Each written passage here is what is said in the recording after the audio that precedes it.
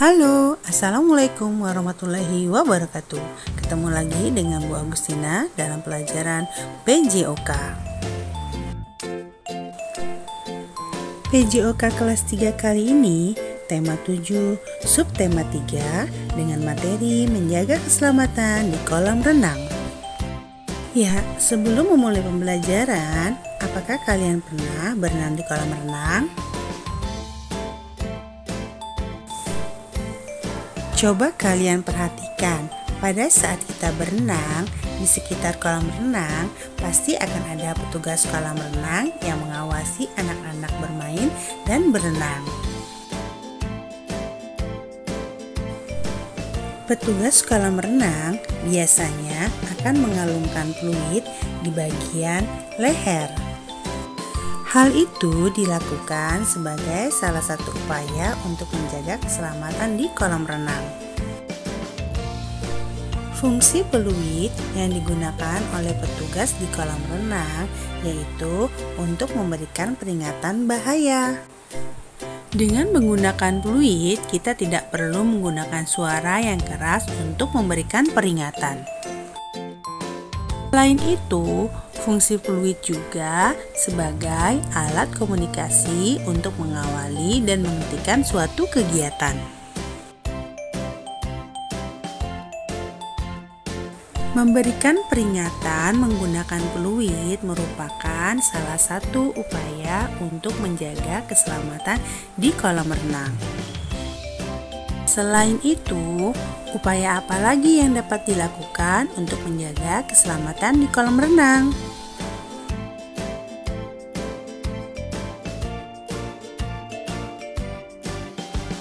Ya, tentunya untuk menjaga keselamatan di kolam renang, hal yang dapat kita lakukan yaitu mematuhi aturan dan memahami tanda bahaya di kolam renang. Tanda bahaya digunakan untuk menyampaikan pesan agar kita berhati-hati, khususnya di area kolam renang. Berikut ini adalah beberapa contoh tanda bahaya yang ada di area kolam renang.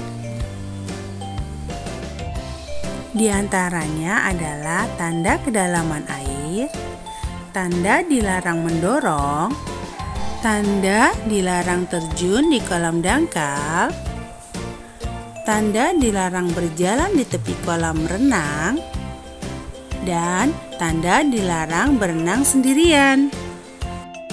Yang pertama yaitu tanda kedalaman air.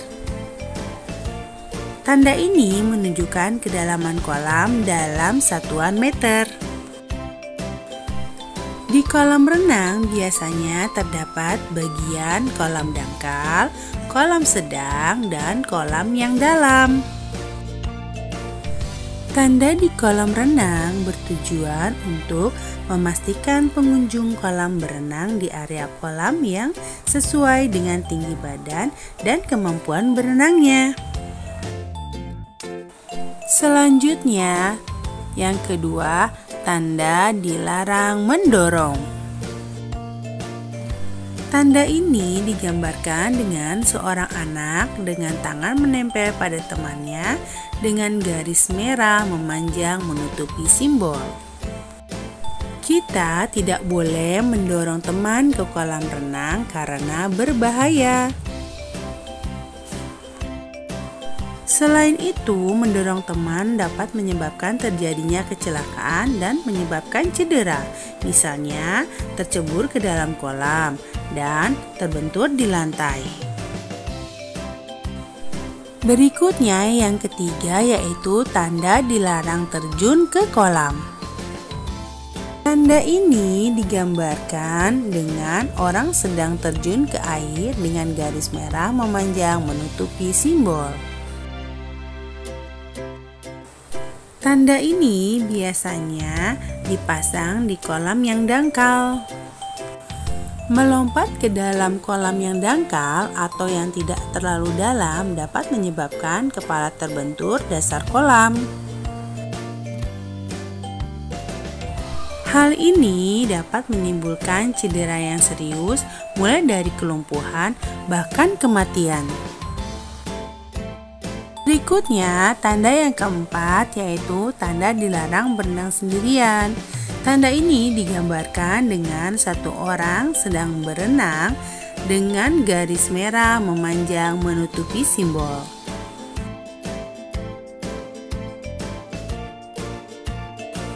Pada saat berenang, kita harus didampingi anggota keluarga atau diawasi oleh penjaga kolam renang. Hal ini harus dilakukan karena apabila mendapatkan masalah di kolam, maka dapat ditolong dengan cepat. Selanjutnya yang kelima yaitu tanda dilarang berlari di tepi kolam. Tanda ini digambarkan dengan seorang anak sedang berlari dengan garis merah memanjang menutupi simbol.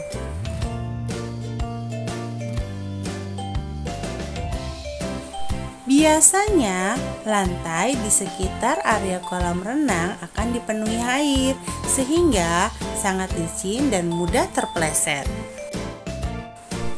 Maka dari itu, tidak boleh berlari di tepi kolam renang karena dapat tercebur ke dalam kolam atau terbentur lantai.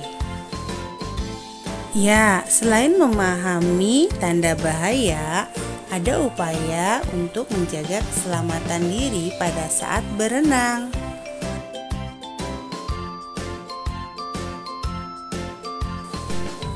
Nah, sekarang coba kalian perhatikan poster berikut ini. Di poster ini terdapat upaya menjaga keselamatan diri saat beraktivitas di air. Yang pertama, gunakan pelampung. 2. Lakukan pemanasan untuk mencegah cedera. 3. Berlatih berenang di kolam yang dangkal. Yang keempat, tidak berenang sendiri dan pastikan ada yang mengawasi.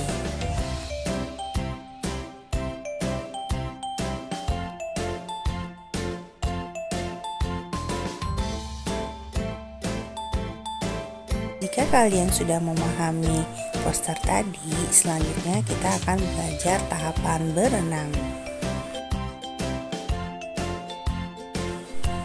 Yang pertama, jika kita akan berenang, maka kita akan memakai pakaian berenang.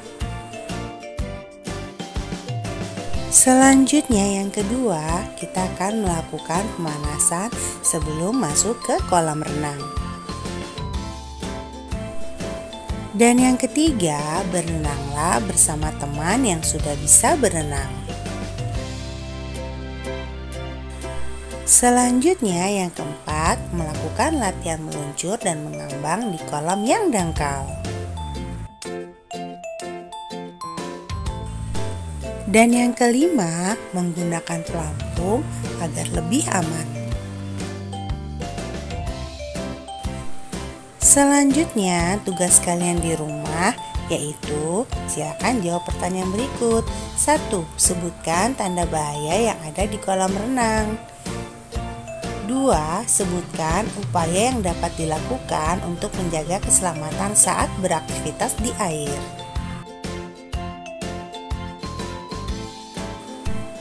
Setelah mengerjakan tugasnya di buku tulis, selanjutnya silakan kirim tugas kalian ke WA Bu Guru ya. Terima kasih banyak. Selamat belajar. Wassalamualaikum warahmatullahi wabarakatuh.